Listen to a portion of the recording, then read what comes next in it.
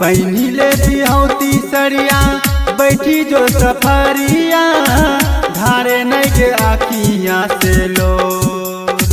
पहिनीले बिहौती सरिया बैठी जो सफरिया धारे नहीं के आखियाँ से लो।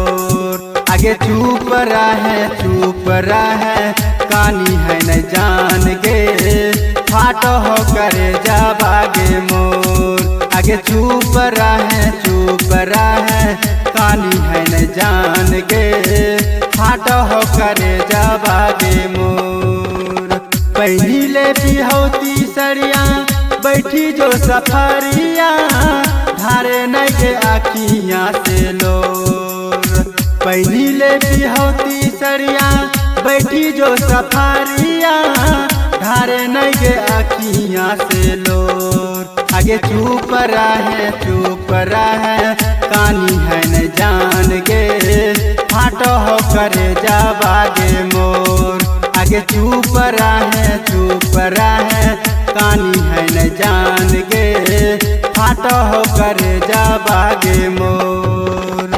फाट हो करे जा बागे मोर।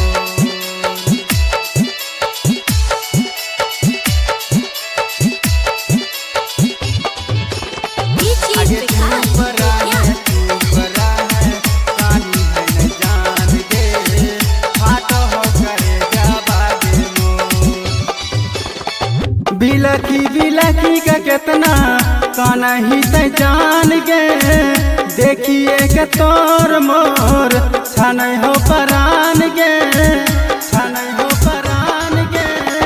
बिलखी का कितना काना ही ते जान गे देखिए के तोर मोर छानै हो परान। आगे चल जो न जाना साइए के जोर। आगे चुप रहे कानी है न जान गे फाट हो करे जा बागे मोर। आगे चुप रहे कानी है न जान गे फाट हो करे जा बागे मोर। फाट हो करे जा बागे मोर।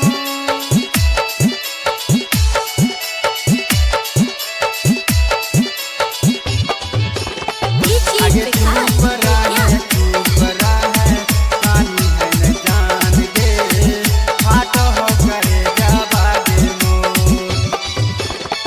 ढेर नाही करिए जाना चिंता तय मोर गे खुश आबरई है भा बेसबे के जोर गे बेसबे के जोर गे।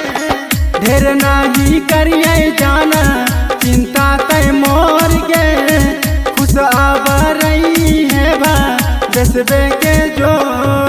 अब बिलास बनलो सही गे तोर। आगे चुप रहे